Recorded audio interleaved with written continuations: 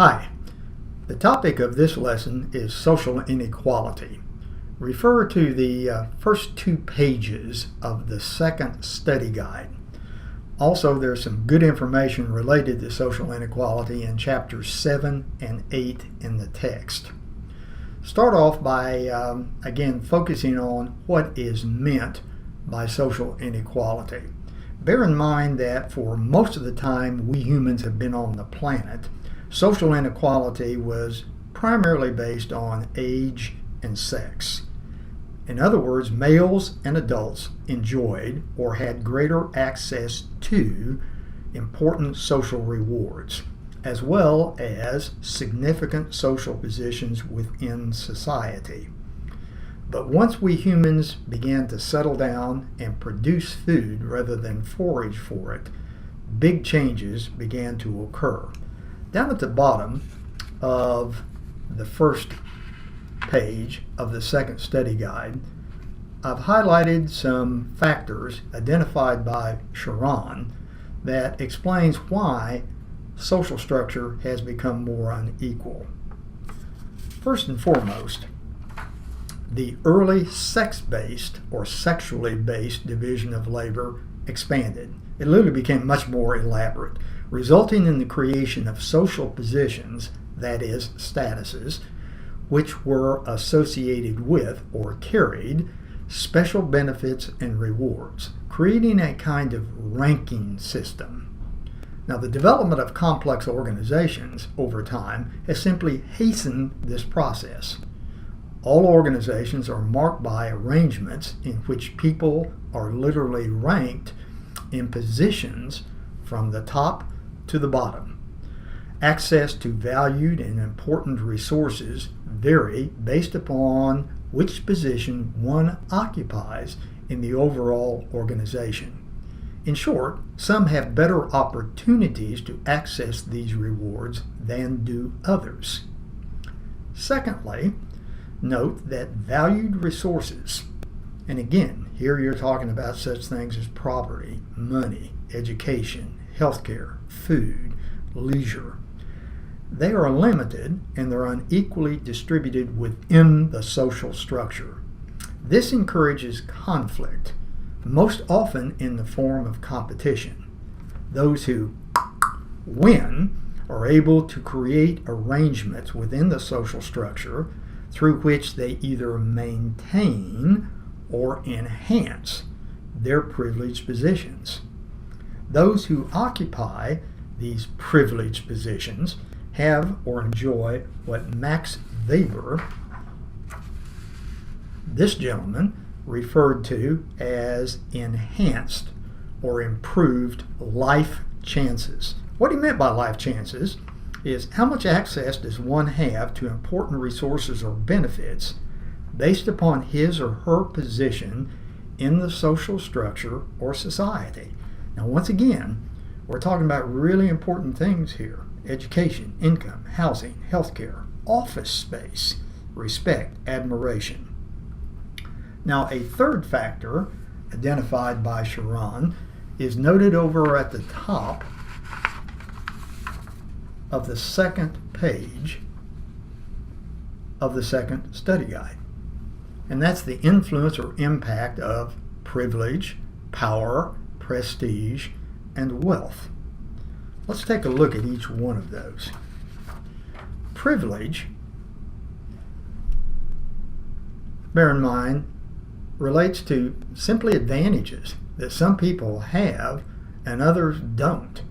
Peggy McIntosh, an American cultural anthropologist, highlighted the privileges she enjoys because she's white. She considers them almost like a knapsack containing, quote, special provisions, assurances, clothing, and blank checks. So she points out to the fact that her skin color doesn't restrict her when seeking legal or medical assistance. Nor will some folks cross to the opposite side of the street because of her skin color. Likewise, she points out that she can secure a loan from a bank without her skin color working against her. What's important to remember about privilege is that most of those who enjoy privileges aren't aware of them. Now, power, on the other hand, is really the capacity to participate effectively in decision-making processes. We're talking about something here that can be exercised or employed directly or indirectly, legally or illegally, for just or for unjust causes. And this power may be derived from many different resources: wealth, efficiency of operations within an organization, privilege, or numbers. The important thing to remember about power, its ultimate basis, is the ability for people who have power to make other people obey, do what they want them to do, if necessary, through threat or force. Now, you want to remember that power relationships can occur at any level of social interaction, from an intimate relationship, such as a marriage, to interactions within a small group, all the way to those in large complex organizations like the armed forces or a corporation itself. Prestige reflects what people value. We're talking about respect, honor, regard. For example, young or old, college graduate or high school graduate, wealthy or poor, male or female, homeowner or homeless, officer or enlisted personnel. Private property is another element that figures into this, although I don't have it included in the list. It's directly linked to unequal privilege and prestige via conflict, especially competition. Those who gain and secure private property add to their wealth. Finally, there is wealth itself. Notice it includes income as well as assets and property. What's important for you to remember is that income and wealth are unequally distributed. And most contemporary economies, like the United States, and those that are based, like the United States, on capitalistic notions or ideas, the overwhelming majority of people acquire income via salaries and wages. But a much smaller number of folks are going to gain it through wealth that they possess. That's all that they own or have. It's going to generate income for them. And it's important that you remember that wealth accumulates with the passage of time, and it can be passed from one generation to the next. Hence, wealth is much more highly concentrated than income. But you always want to remember that neither income or wealth is evenly distributed. This is sort of an illustration, if you wish, of wealth. Henslin highlights that income inequality, by and large, decreased from 1935 to 1970.